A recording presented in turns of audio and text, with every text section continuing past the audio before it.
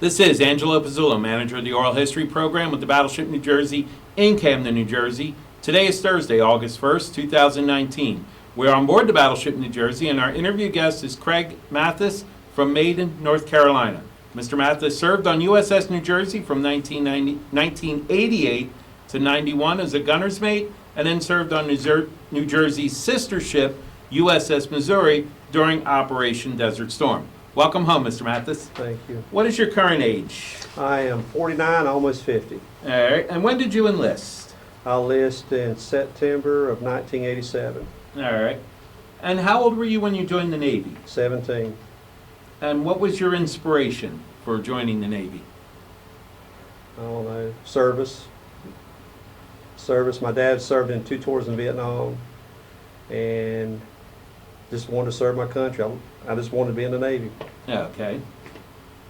Now, you said you enlisted when you were 17. So how did you go, what was the process for going into the Navy up to boot camp? Well, I graduated high school in June of 87, therefore I was 17, and I wanted to join the military. And my dad told me, he said, son, at 17, that both parents had to sign for you. He said, I wasn't going to sign for the Marines or the Army. You had to join the Navy or the Air Force. So Dad signed for me in August or July of 87, and that put me on the MEPS program. So I actually went to boot camp in 1987. All right. And Yeah. where did you go for boot camp? Great Lakes, Illinois. All right. Any stories you'd like to tell us from boot camp? It was cold. And you know, as a boy from North Carolina, I left Charlotte, North Carolina on December the 13th, and it was like 54 degrees. And I flew to Chicago O'Hare, and they had a whiteout, and I believe it was like 21 degrees with about 2 foot of snow on the ground. And that was, they tell me at that time, 87, that was one of the hardest winters they've had in quite some time. And I remember we'd never seen the ground until May. And I went to school, I actually went to my gunner's mate school there in Great Lakes. So I was there also for the summer. Mm-hmm. And then we got the nickname Great Mistakes, Illinois. Instead of Great Lakes, they call it Great Mistakes. Mm-hmm. All right. Any stories from boot camp that you can remember, or gunner school that you'd like to tell? From boot camp, I mean, I learned how to make pancakes. We had to do mess duty in boot camp, so me and another guy from Texas, I think his name was Maynard, Seaman Maynard from Texas. We spent all night with a big, we call it a torpedo. I bet we made probably 1,000 pancakes that night. Get ready for the morning. This day, I can't stand making pancakes. All right. Now, you said you went to gunner school there. Yep. Any memories of that? Yeah, we had to go to what we call basic BEE school. Was basic electricity electronics school. It's actually a self-taught, self-paced school. So we had 12 weeks of that. Went through that. Then you had to pass that. Then go into your basic gunnery school. The big green building. Well, I understand it's not there no more. It's a big green glass building. I don't know. It was school. You know, here I was 18 years old, and I thought when I joined the Navy I didn't have to go back to school, but it was actually more studying in the Navy than it was in high school. Okay. Yeah. Now, what was your first assignment? First assignment from school. Yeah, right after school. Well, they give you well, once you graduate from A school, they did it upon. You got to choose C schools. The C schools were based on how you did in your class, what class rank more or less. And then they had billets, and I remember those billets were they had 2 billets for the Iowa, 2 billets from the Missouri, 2 billets from the New Jersey, and 2 billets from the Wisconsin. And the billet I originally wanted was the USS Iowa, BB-61, because it was stationed in Norfolk, and I lived in North Carolina. So good, I get to come home every weekend or whatever. But the guy, I was actually ranked 3rd in my class, so the 2 guys in front of me took the billets for the Iowa. So therefore, I took the next best one, 62, not knowing the history of the New Jersey, not knowing the history of the Missouri or nothing. So I took the New Jersey because I was going to be in Long Beach, California. I thought that was pretty cool. Mm-hmm. And then we went to our C schools. Had a 5-inch 38 C school, which was right in Yorktown, Virginia. And that was 8 to 12 weeks course at the Coast Guard Station. Okay. And then they sent us off to, after that, went to 60-inch 50 school, which was in San Diego, California. So do you have any memories of we're talking about your schooling for the 538s? You were Well, telling me I don't know if we earlier want a to few record this or things. not, but, you know, don't get me wrong, the Coast Guard is amazing people. Mhm. We had the best time 'cause we didn't have to stay on no duty. We used to call them puddle pirates. They used to make them so mad. Um, we just had fun, you know. Was good school. You know, at that time, at 5-inch was at 5-inch 38 was an old gunnery system. The Navy just didn't have no ships with those on there, but the Coast Guard still had cutters that had the old 5-inch single mount systems on there. So the Navy had created a school there on the Coast Guard station that they let us use the 5-inch mount. And we had some old veterans from Vietnam era. We had one instructor that was always active. He actually served time on the Iowa previously, so he kind of taught us too. But man, we stayed in the officers' barracks. We ate in the officers' mess. We thought we were something there at the Coast Guard station, Yorktown. But we got spoiled because when we got to the fleet, we was not back to reality. Hey, look, you're a recruit still. Mhm. So tell us about the 16-inch 50 school in San Diego. Wasn't a whole lot. It was, all I know, the two instructors we had were World War II instructors.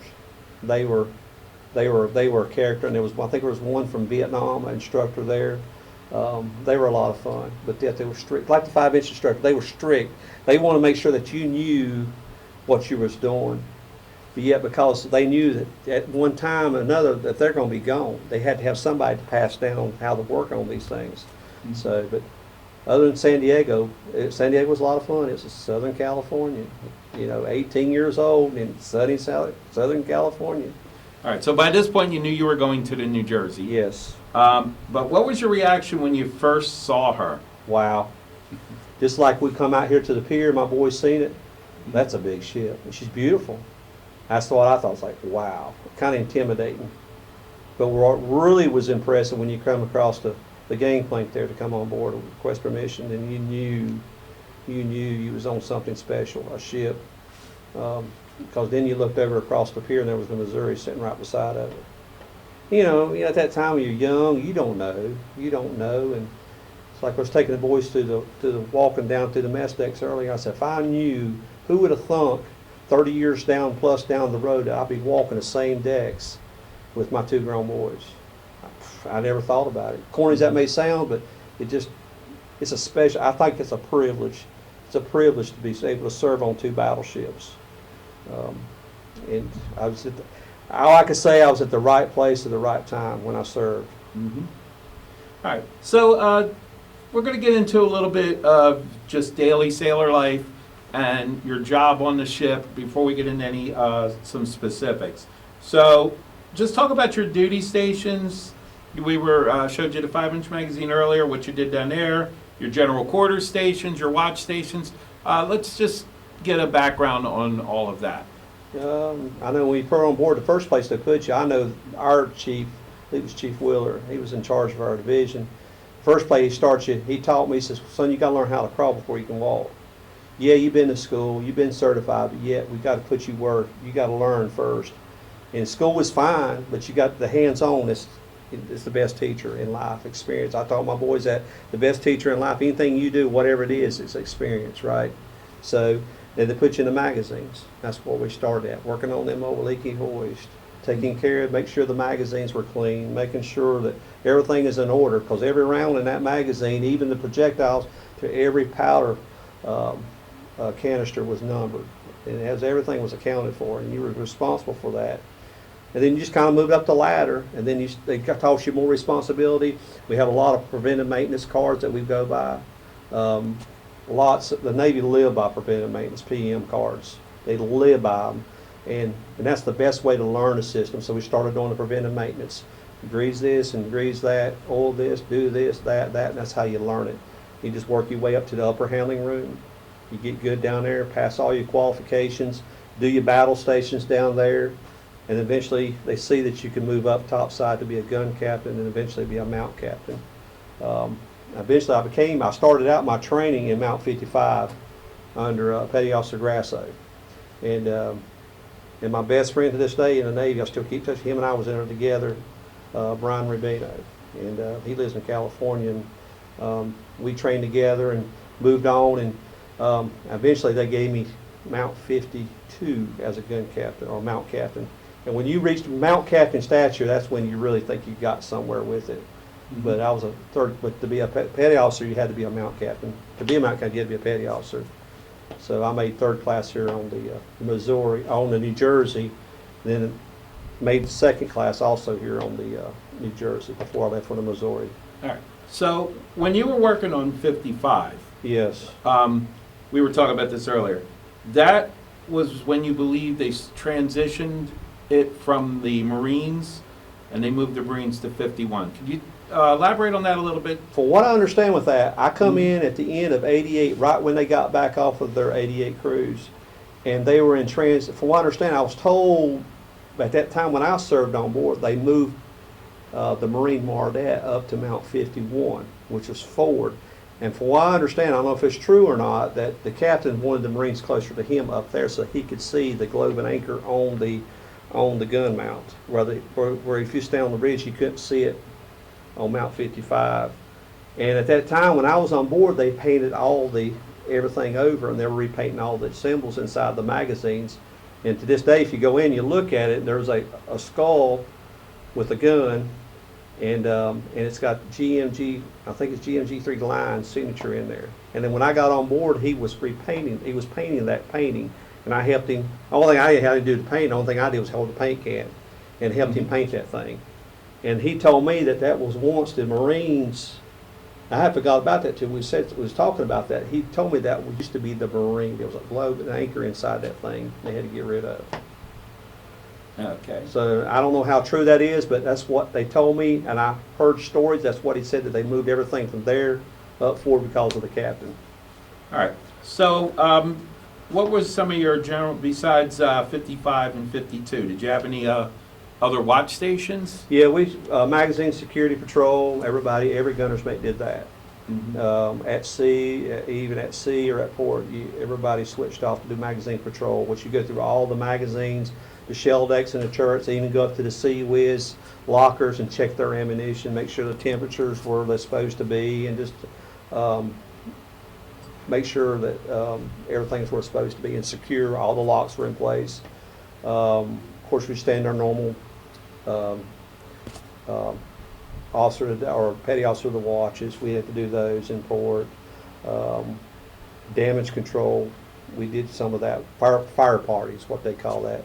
We had to be a part of a fire party too. We did some of that. We rotate around like every 3 or 4 days or however they did that.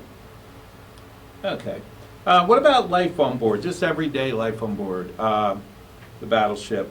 Yeah, outside of your general quarters watch station. We're talking like, your routine, hanging out with your friends, things like that. Well, at sea, it's like working a 9-to-5 job. Yeah. Got up, breakfast, and whether you want it or not, it was down there. So, and the kitchen closed, it's closed, and you wouldn't get nothing until lunchtime. Of course, the snack bar was always open. You just like living at home, a job. You go to the job, except the job was here on the ship. And then you just have a berth in there with your friends. And then at night, after we eat, they used to play movies.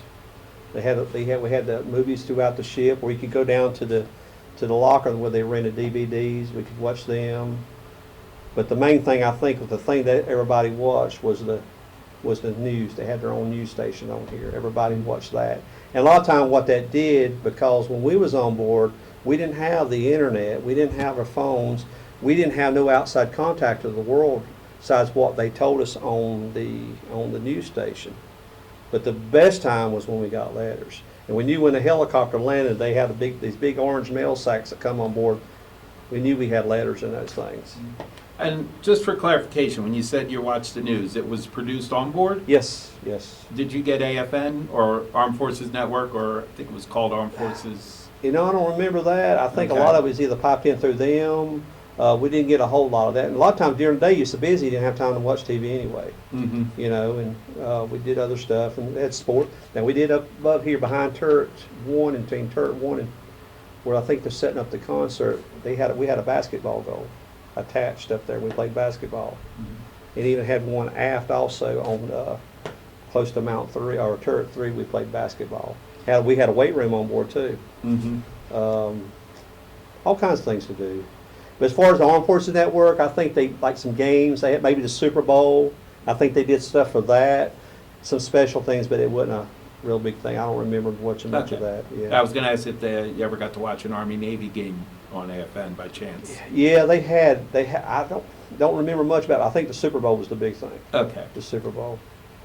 All right. So do you have any interactions from your memory with either Captain Katz or Captain Tucker? Not much, Yeah. not much. No, I didn't have to go to Cap's Mast, and we didn't want to, Mm-hmm. you know.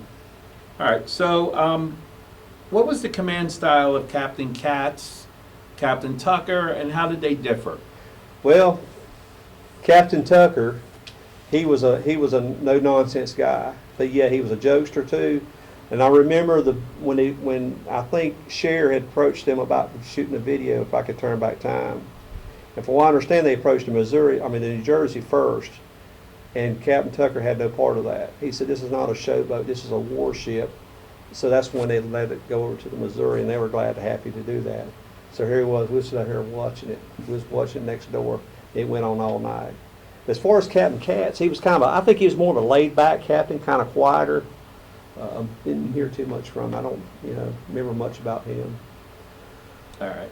Now, during your time on board, did you have any encounters with the Soviets that you can remember? Oh, yes. And could yes. you elaborate I've got on some of those? pictures. And actually, I've got pictures of that. We was in the Bering Straits up there in our Westpac. We had planes to fly over a Russian bomber. We called them the Bears. I actually got a picture of how close they were with the camera, with the Russian bear with a star on it. I have that. So they come out and see what we're doing. I don't know if we was in their waters or what it was, but yeah, they come out and see what we were doing too. So yeah, I've got pictures of that. Mm-hmm. Yeah. Any of these encounters that jump out at you? Not really. And also we had a little Russian ship come out and see what we were doing too. Mm-hmm. Kind of a strut to say, hey, look, we're still here. Did you ever get the ones that were pretending to be civilian trawlers or anything like that? Okay. No. Yeah. I do. I remember we had some in the South China Sea. We had some. We went to some of these cargo container ships that were struggling, but nothing to do with the Russians, I don't think. Yeah. All right. So let's talk about the PAC-X 89 90 exercise. Were you part of that? Yep. All right. First of all, did you ever get to cross paths with Admiral J. Paul Reason? Oh, right. yes, we did. Yes, he was on here. His barge was on here. They brought his barge on, Mhm. the Admiral barge. It's set out there on the fantail, and I got pictures of this too. I took pictures of everything, and we went through a typhoon or storm somewhere in Alaska where his barge was actually shifted over, about to destroy it. The waves had come over and about to lose it, but they had it tied down. But it actually, half of the barge was wrapped around one of the intakes in the back by turret 3 on the port side. And we was talking on Facebook here a few months back, and I had pictures of that barge with the whole, I guess they call it the, whatever the system they had to move the barges around with, like a wagon. They had it sitting on a wagon where they can move it wherever they want to when they get it to port or whatever. It was all twisted and hanging up against the intake outside. Okay. Yeah. And yeah, if I understand, he wasn't happy about that, but of course, who knows? The storm come up. Right. All right. So what I would like to do now, we're going to talk a little bit about the time that you were coming off the New Jersey. Then we'll talk about some of your experiences during Desert Storm on the Missouri. And then I'm going to go back and ask you general questions about both. Okay. That cover both battleships. All right. So when did you find out that the New Jersey was getting decommissioned? How did you feel about that? And then what was your reaction when you got orders for the Missouri? I think we was in San Diego, and they told us we were going to get decommissioned. We come back off of our 89 cruise, and they told us we were selected to be decommissioned. And that was shortly after the Iowa, the Turret 2 explosion. Mm-hmm. And it's we didn't really know what to think about it. Because the other thing was like, well, I mean, here it was trained on 16-inch, 5-inch guns. The Navy didn't have no other ships, so we wasn't sure what was going to happen. Not knowing that the Missouri was still over there, what her fate was also. Mm-hmm. But I know that On the Missouri, we found out right after we come back from Pearl Harbor for the 50th year anniversary. We knew then when we was coming back that we was have to offload ammo they were going to decommission then. But as far as Missouri, on New Jersey, I think we was in San Diego, was at a seafair or something there, and the captain told us that they were slated for decommissioning. We were supposed to go offload ammo shortly thereafter. It was a pretty quick process, and they really didn't talk a whole much about it. All I knew one day was offloading ammunition, and then as soon as the offload ammo was in dry dock, starting to decommission. Right. Now, did you assist with that process at the beginning? Yes. Were Yes. you present for the ceremony? No, because Desert Shield was happening, and then they told us they were pulling off some of the gunners mates, some of the other crew to take over to the Missouri to go to Desert Storm. Mhm. And so you got a week to go home, make your fares right, and then report back to the Missouri on a certain date. I think it was in September of 1990 when they did that. Okay. Yeah. All right. So, what was your reaction when you first boarded the Missouri? I don't know. You kind of felt heartbroken, knowing that you left your other ship behind, and you really didn't know what you was leaving to go for. You knew you was going to desert. We didn't know what we was facing. You know, you're going to war. We didn't know. We didn't know, and just, to be honest with you, it felt kind of scared because you had some friends that you served with on the New Jersey come over with you, but we kind of got split up. They put us in different divisions wherever they needed you. Unfortunately, I got to go back to G4 division. You feel like you had to start over and earn the respect again. But I was asked, I think today I was asked, what was your favorite ship, the New Jersey and the Missouri? To be honest with you, I really didn't have a favorite. I like them both the same. Because, I spent more time here on the New Jersey than I did in Missouri. So I have probably more special place here, because this is kind of where I broke, or per se, what you say, cut my teeth at here. All right. Let me backtrack a little bit. You were part of the New Jersey's Persian Gulf expedition. Yes, in '89. Yes. Right. And Yeah. what was that like? Oh, that was different, because Mhm. at that time we're still in trouble with Iran. I know when we went to the Strait of Hormuz there, we was at condition 3, and you just didn't know, and Iran was still not friendly with us. And then we went into the Gulf and really didn't know what to think about it. It was somewhere different. Here it was going to a foreign land, the Middle East and Bahrain. I think we went to Bahrain, we went to United Arab Emirates. I think it was another port that we went to. I can't remember which one we went to. But I do know this. Here I was 3/4 away, or a third away, or 2/3 away around the world, a 19-year-old in the middle of the Persian Gulf in Bahrain, and they had a KFC. And I remember it like it was yesterday. So of course me and my buddy got a whole bucket of chicken. So being North Carolina chicken. So yep. How was did. it? It was good. Good. Lived up to the standards? Finger licking good. Okay. All right. So let's talk about now, go back to your time on the Missouri. What was your duty stations, general quarters? Were they any different than the New Jersey? Or Same thing, because I come on board as a GMG2 E5, and like I said, I still had to prove myself. I still had to start back. Chief Mack put me in the magazine. I was in charge of magazine 55. And then I just started working my way up, and eventually he put me to Mount Captain 55. Same duties, exact same duties, but it's a different crew. Different crew. All right. Now, during when Desert Storm first started, did you get to see any of the ordnance being fired from the Wisconsin and your ship? And describe the ordinances that you witnessed, and what was that like? Well, we didn't fire as many 5 inches. We did 6 inches. We did fire some 5 inches, and a lot of times we didn't know what we was firing at. They just told us to be on station, and they just pulled the triggers, and we just loaded ammunition. Yeah, I know we fired a lot of 60-inch rounds. I think we fired every Tomahawk cruise missile except for maybe 4. 20-millimeter rounds. As far as witness the Wisconsin, the way they did the gun runs, we would come around and we would shoot at targets in Kofche either Kuwait City or Kafchi, and then she would come, then we'd come around behind her. It's kind of a complete circle around we go. I know there was a couple times we had small boats come after us. We used some small arms fires to take care of those. The oil well fires and the oil slicks, and it was so much stuff, so much stuff. So you could actually see those fires Yes. from the ship? Yes, there was times that there was days. I mean, the middle of the day it'd be black as night from the smoke, and the whole Gulf would be nothing but oil slick. Dead birds, dead bodies. Yeah, a bunch of different stuff. All right.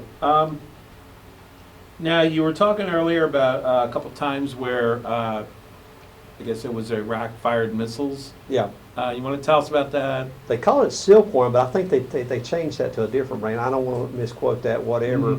But I know there was two. Actually, there were, from what I understand, there were 4 fired at us. There was a couple that went a very accurate missile, and a couple fell short of the ship. And the HMS Gloucester was a British ship. She actually had come around from the port side of the ship, come around and missed us the first time, come back around, and I can remember saying, inbound missile, starboard side, brace for shock. And that's when the HMS Gloucester shot it down with 2 dart missiles. And then there was another one that come by and it fell short of the ship. And then we took some small sea whiz fire from another ship that was with us. They thought our shaft, we threw up shaft rounds to deter the missiles, and they picked it up as a missile. Of course, they sprayed the whole side of the ship. There were some holes, I mean, some embedded rounds inside of the turret, because the turret's thick, and armor plate, and there's some still embedded inside of them. Everywhere we had holes. Even on the 01 level, I think we had a hole in the barber shop that you actually literally could see a hole, a 20 millimeter hole. We painted Band-Aids everywhere we could find a hole. Painted a Band-Aid. We come home like that. It was Band-Aids around there. And we went back to Hawaii about several years ago to look at the Missouri. Of course, they painted all those Band-Aids up. So, but you could see where places where it hit. Even on I think there was some on the ABL decks also, where they hit the ABL launchers too. I mean, it sprayed. I don't know how many rounds was sprayed the side of the ship. And from what I understand, it was one person was hit too, hit in the leg. It was on the 01 level. Of course, there's no plating up there at all. When the rounds come through the staterooms or whatever, he was in a room or whatever. From what I understand that. Okay. Anything else you'd like to share that you experienced during that time, during Desert Storm? Mines. We was in a bunch of mines. I don't know how many mines that. We had a EOD team attached to our ship, and they would go out. We'd find mines. Actually, the spotters would spot them. They would come to a dead. We had to come to a dead stop before we could move. There was a couple of times we come. It was in the middle of minefields. The minesweepers couldn't pick them all up, so they would go out and detonate them. I think they got this on record, on film too, where they go out and explode it. And I remember EXO saying, "A mine is a terrible thing to waste." That's what he'd say.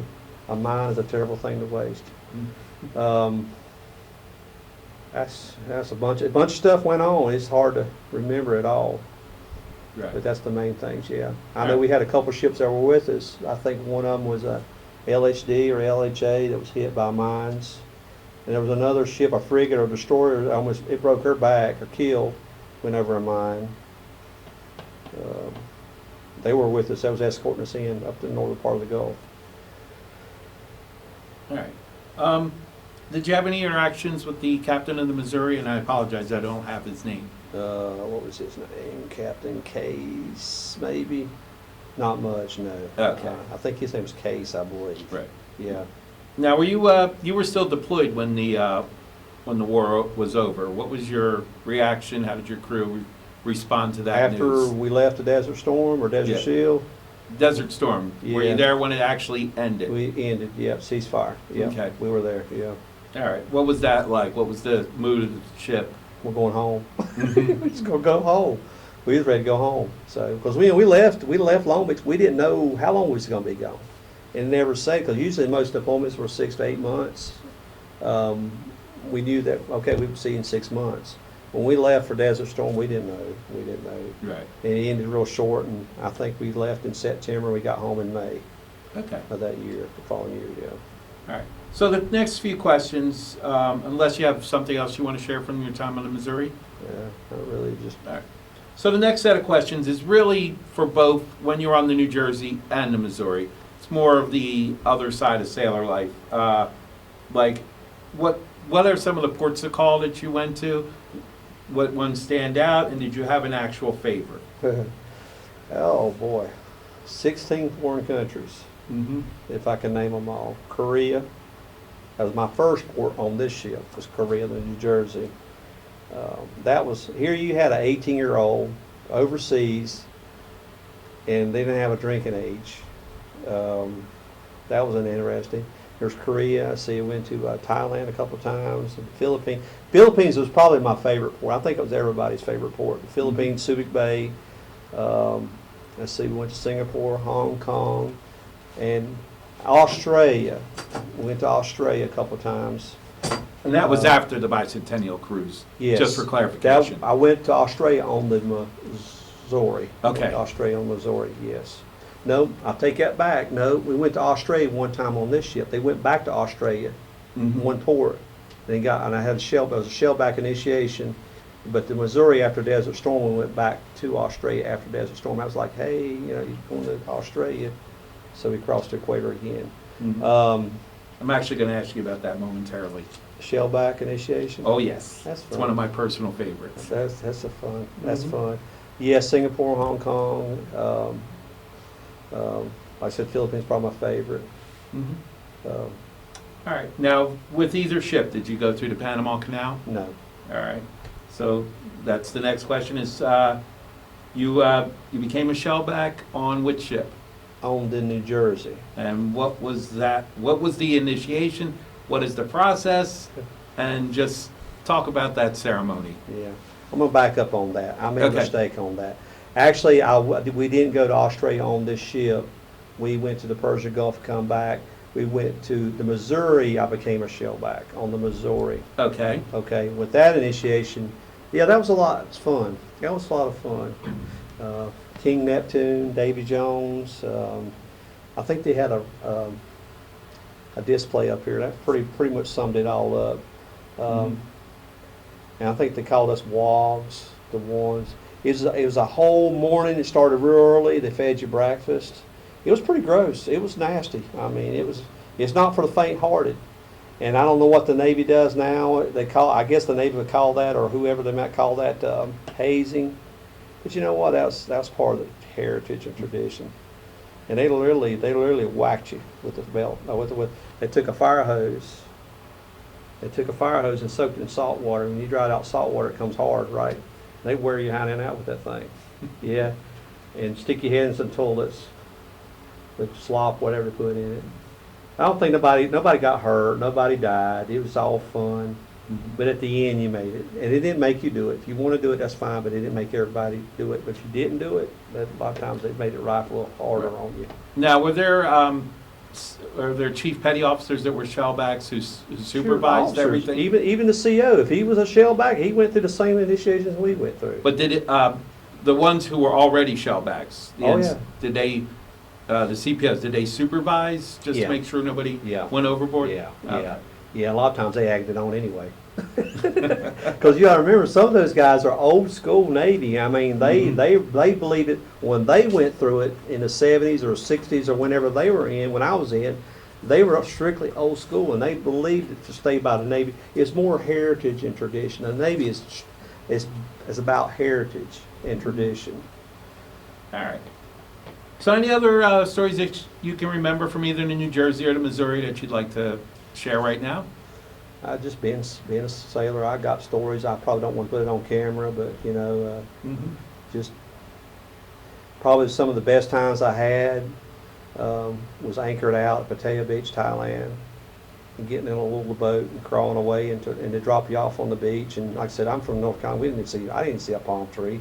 I didn't know what a palm tree was, and then just seeing the world, But I think the most thing was the experience on the ship. The part I probably missed the most is probably the camaraderie of the guys in the division, the band of the brothers that we had. We stay in touch with. Some we've lost touch with, But some I still stay in touch with. That's probably the part I missed the most, was the friendships and the brotherhood. All right. So when did you get out of the Navy? I got out in September of 1992. All right, so let's go just real briefly, talk about what you did after the Navy as far as family, career, where you are now.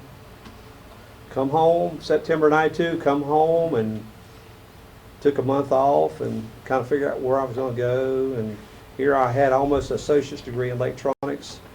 I wasn't sure what I was going to do, and met my wife 3-4 months later. And I went to be a maintenance mechanic. I always liked fixing things. I still like fixing things to this day. And I think I was talking to one of the Ken, I believe, up there that worked at fire, that he couldn't get the shell casing out up there. He said, you know how to get them break? I said, yeah, I know how to get them out. I said, he's up there, we was trying to get it out. I was like, look, if I could be here closer, I would take those things out for you.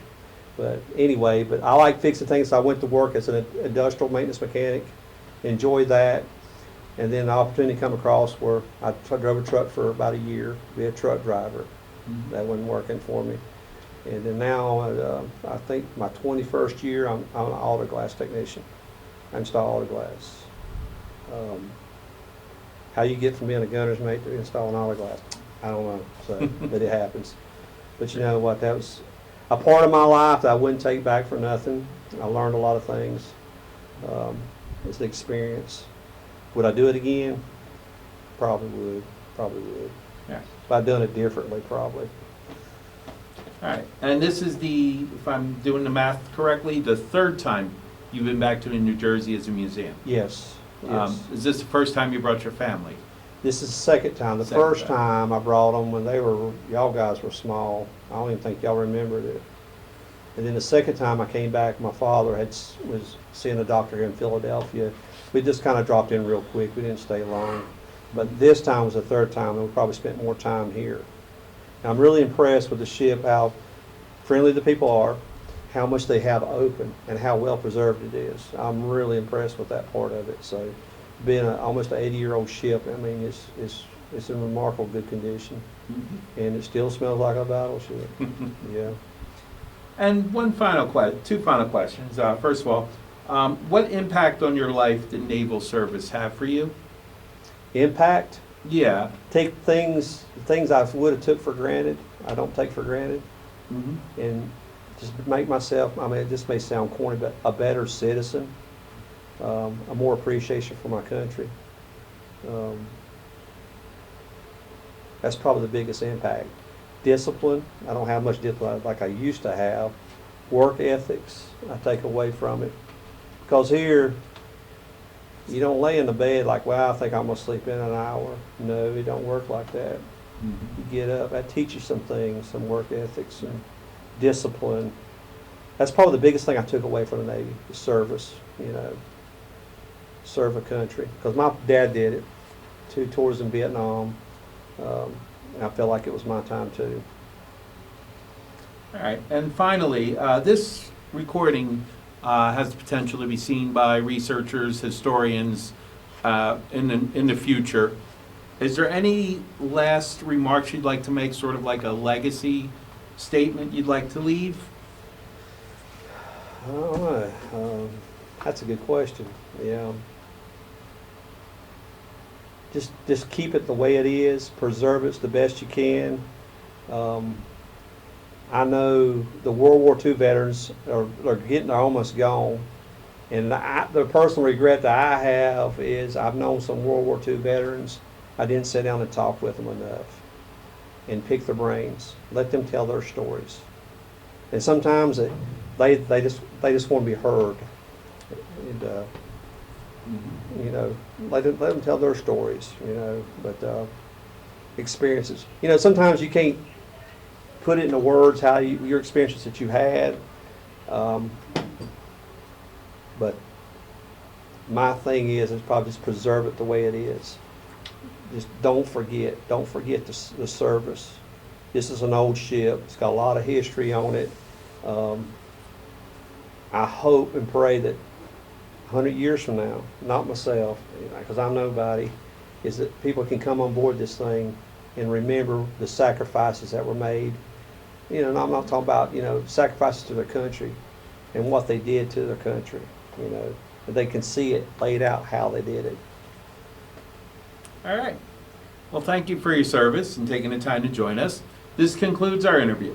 And again, my name is Angelo Pizzullo, manager of the Oral History Program on board the Battleship New Jersey in Camden, New Jersey.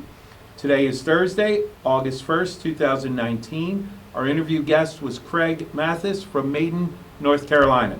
This recording and any transcripts, abstracts, or in-depth recordings will be stored in the Oral History Department of Battleship New Jersey, the Library of Congress's Veterans History Project, and the New Jersey State Library System.